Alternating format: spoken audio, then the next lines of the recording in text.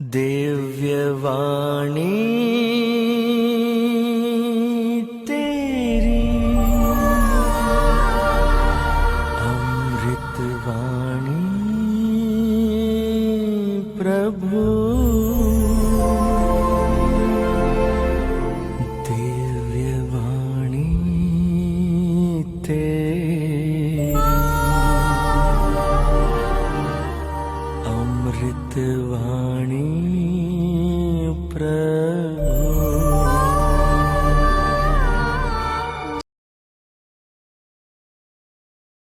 तो हम प्रभु का भजन सुनेंगे। मत्ती के सुसमाचार अध्याय 12 वाक्य संख्या 33। मत्ती 12:33 में वचन कहता है, या तो पेड़ को अच्छा मानो और उसके फल को भी, या पेड़ को बुरा मानो और उसके फल को भी। पेड़ तो अपने फल से पहचाना जाता है। Praise the Lord. तो पेड़ की पहचान कैसे होती है? फल से होती है। पेड़ की पहचान उसके पत्तों से नहीं होती, उसकी डालियों से नहीं होती, उसकी ऊंचाई से नहीं, मोटाई से नहीं, लेकिन पेड़ की पहचान फलों से होती है। यदि एक पेड़ अच्छा फल उत्पन्न करता है तो हम उस पेड़ को अच्छा मानेंगे, लेकिन यदि पेड़ रद्दी फल उत्पन्न करेगा तो हम उसको रद्दी पेड़ मानेंगे, उसको काट करके फेंक देंगे। और हर इंसान एक वृक्ष के सदृश है। हर इंसान को अपने जीवन में अच्छे अच्छे फल उत्पन्न करना है, विशेष करके पवित्र आत्मा के फलों को। पवित्र आत्मा के फल क्या है?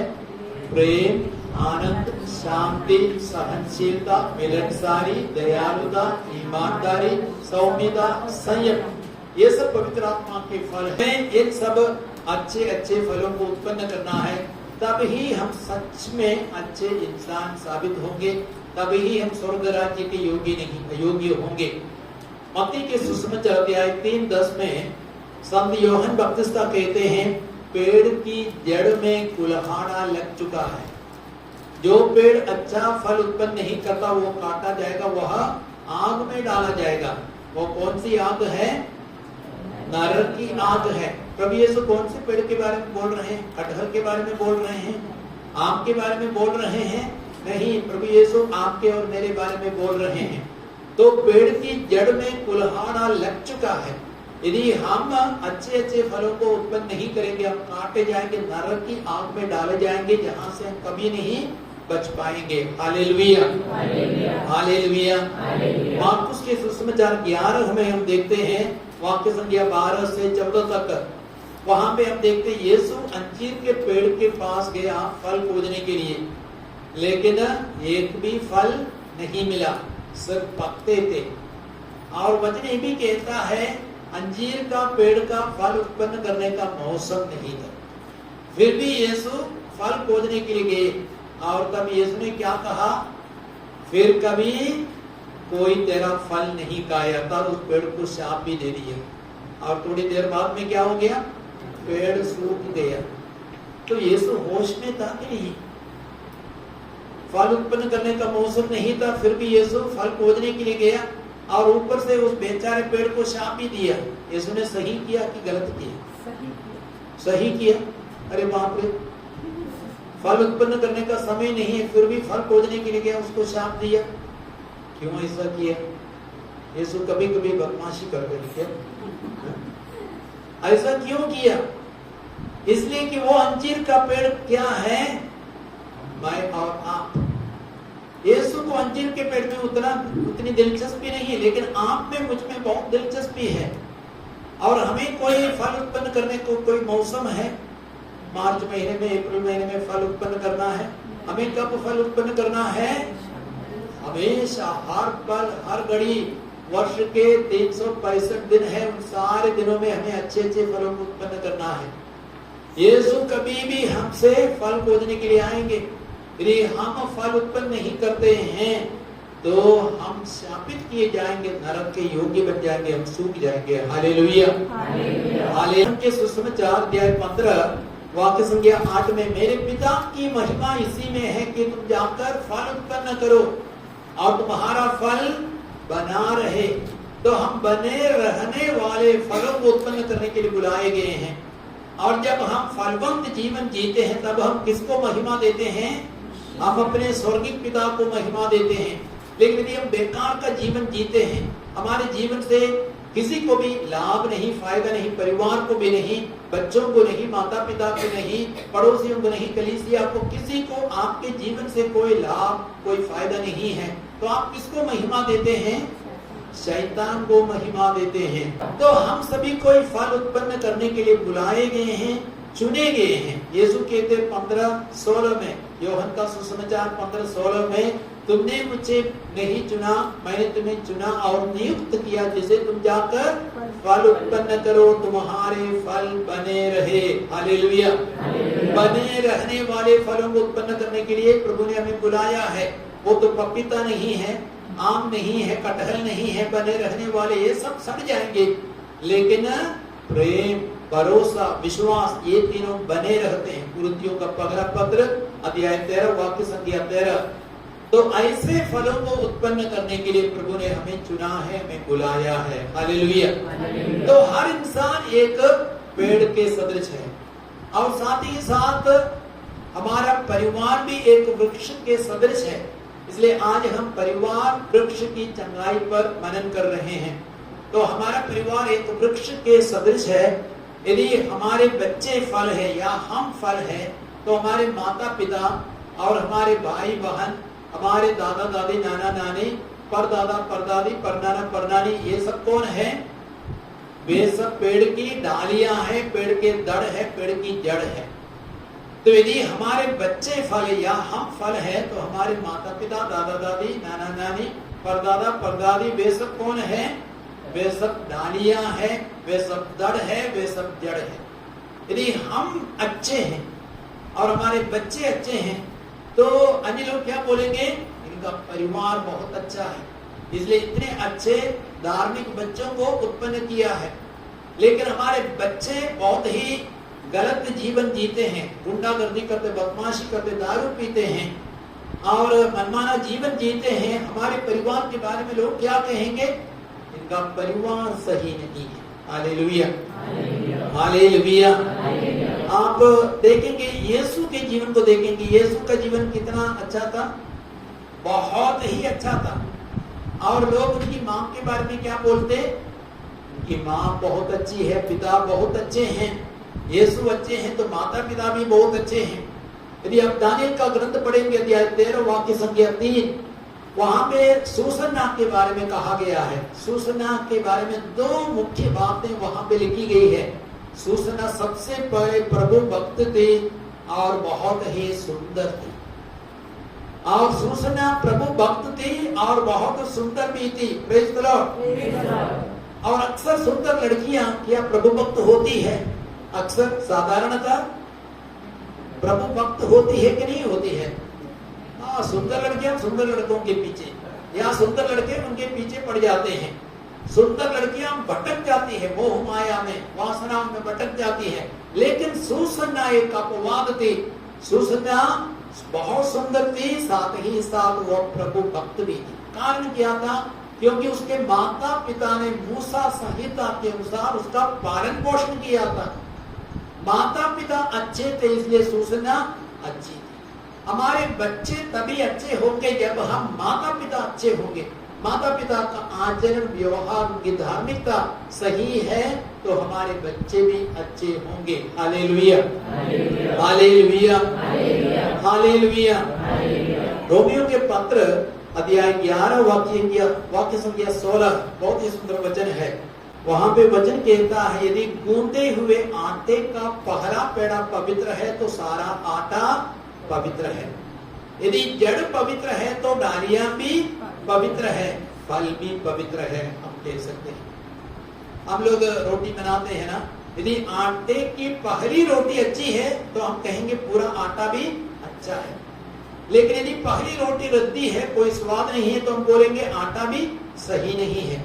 यदि जड़ पवित्र है तो डालियां भी पवित्र है और फल भी पवित्र है। अब अक्सर क्या प्रॉब्लम है? जड़ में खराबी है, जड़ में प्रॉब्लम है, इसलिए फल में भी प्रॉब्लम है। तो आज हमें जड़ के शुद्धिकरण की आवश्यकता है। Praise the Lord. और हमारी जड़ वास्तव में कौन कौन है? ये जड़ माता पिता, दादा दादी, परदादा परदादी, परनाना परनानी, ये सब जड़ है। यदि जड़ अच्छी है, पवित्र है, तो डालियां भी, फल भी पवित्र होंगी और शुद्ध होंगे। हालेलुया। मैं एक उदाहरण आपको देता हूँ। कुछ वर्ष पहले भोपाल में एक ऐसी घटना घटी थी। एक लड़का घर से भाग गया था और माता पिता बहुत ही चिंतित थे, क्योंकि एक ही लड़का था। और माता पिता कई जगह गए खोजने के लिए, नहीं मिला। और रिट्रीट सेंटर में निवेदन किया, नहीं मिला। पुलिस के पास गए, लेकिन पुलिस ने झूठी गवाही दी, बहुत पैसे भी दिए, कोई फायदा नहीं हुआ। अंत में उस लड़की की बड़ी मम्मी हमारे यहाँ आई। एक दिन उपवास प्रार्थना में उसने समय बिताया। तब मैंने उस बहन से कहा, आप उस लड़के के माता पिता को आने को कहिए। तो अगले दिन लड़के के माता पिता दोनों इधर आए। एक दिन उपवास प्रार्थना में समय बिताया और उसके बाद मैंने उनकी काउंसलिंग ली। मुझे पता चला वे स्वयं प्रभु से बहुत दूर भटक गए थे, बड़े बड़े पापों में भटक गए थे, वर्षों से पाप स्वीकार नहीं किया था। तो मैंने उन्हें सलाह दी, आप सबसे पहले अपने पापों के लिए पश्चाताप करें, अच्छा पाप स्वीकार करें, पापों के लिए प्रायश्चित करें। तो उन्होंने मेरी बात मान ली। उन्होंने बहुत ही सुंदर पाप स्वीकार किया और पापों के लिए प्रायश्चित करने का निर्णय लिया। और उसके बाद वे शाम को घर जा रहे थे, वापस जा रहे थे। वे घर तक पहुंचे भी नहीं थे, उनके बेटे ने मम्मी के पास फोन किया 20 दिनों के बाद। मम्मी मम्मी मुझे माफ कर दीजिए, मैं गोवा में हूँ, मैं सही सलामत हूँ, मैं सुरक्षित हूँ। Hallelujah, hallelujah. और दूसरे दिन फ्लाइट पकड़ करके वे गोवा गए, उस लड़के को लेकर के भोपाल वापस आए 2 दिनों के बाद में। और तीसरे दिन हमारे भवन में आए, प्रभु को धन्यवाद देने के लिए वे यहाँ आए थे। हालेलुया। प्रॉब्लम कहाँ था? जड़ में प्रॉब्लम था, माता पिता में प्रॉब्लम था। माता पिता ने अपने पापों के लिए, अपनी गलतियों के लिए पश्चाताप किया, प्रभु से माफी मांगी, पाप स्वीकार किया, पापों के लिए प्रायश्चित करने का निर्णय लिया। फल का परिवर्तन हो गया, फल बदल गया, फल अच्छा हो गया। तो अक्सर इन दिनों बहुत सारे प्रॉब्लम्स है परिवारों में, क्योंकि जड़ में प्रॉब्लम्स है, जड़ में समस्या है, जड़ अपवित्र है, जड़ शुद्ध नहीं है, इसलिए फल भी शुद्ध नहीं है। एक और उदाहरण मैं आपको दूंगा। सिस्टर्स को रिट्रीट देने के लिए गए थे, कुछ वर्ष पहले की बात है। और एक सिस्टर के टेल बोन में 19 वर्षों से बहुत पीड़ा थी और पूरे बाएं साइड में दर्द था, कष्ट था और बहुत अधिक दवा खाने लगे। तब उसके पेट में भी, हार्ट में भी प्रॉब्लम्स आ गई और वो बहुत बीमार हो गई। लेकिन वो रिट्रीट के लिए आई। तो मेरे प्रवचन को सुनकर के उसने क्या किया, परिवार के 5 पीढ़ियों के शुद्धिकरण के लिए उसने पश्चाताप किया। उनकी ओर से, माता पिता, दादा दादी, सबकी ओर से उन्होंने उनके पापों के लिए भी पश्चाताप किया, अपने पापों के लिए भी पश्चाताप किया। और उसके बाद में उसने एक बहुत ही सुंदर पाप स्वीकार किया। सिर्फ अपने पापों को नहीं, परिवार के पापों को भी उसने स्वीकार किया और उसने पापों के लिए प्रायश्चित करने का भी निर्णय लिया। और जो भी मैं बोला वो सब करने के लिए तैयार हो गया। रिट्रीट के अंत में क्या हो गया, उस सिस्टर को मिसा के बाद में उस सिस्टर को पूर्ण चंगाई मिल गई। 19 वर्ष के रोग बीमारियों से उसको पूर्ण मुक्ति मिल गई। ताली बजाए प्रभु की स्तुति करें। हालेलुया। यदि आप राजाओं का दूसरा ग्रंथ पढ़ेंगे, अध्याय 2 वाक्य संख्या 19 से 22, वहां पे हम देखते हैं लोग यरीको नगर का जो जीवन, समृद्ध जीवन था और आर्थिक दृष्टि से बहुत अच्छा था। और नबी एलीशा यरीको नगर जाते हैं और लोग एलीशा के पास आए और बोले, हमारा जीवन अच्छा है, आर्थिक समृद्धि है, उन्नति है, लेकिन एक समस्या है, यहाँ का पानी दूषित है। और पानी दूषित होने के कारण कई सारे महिलाओं का गर्भपात हो रहा है, लोग मारे जा रहे हैं। तो नबी एलीशा क्या बोले, एलीशा ने उनसे कहा, तुम एक नए बर्तन में नमक लेके आओ। और वे नमक लेकर के आए और तब उस बर्तन और नमक को नबी एलीशा ने क्या किया, नबी एलीशा जल स्रोत के पास गया। कहाँ गया? जल स्रोत के पास गया और वहां नमक डाला और बोला फिर कभी यह पानी दूषित ना हो। प्रभु ये कहता है यह पानी प्रभु के नाम से स्वच्छ हो गया है। नबी एलीशा ने प्रार्थना की, वचन बोल करके प्रार्थना की और उसके बाद वह जल बिल्कुल स्वच्छ हो गया, साफ हो गया, शुद्ध हो गया।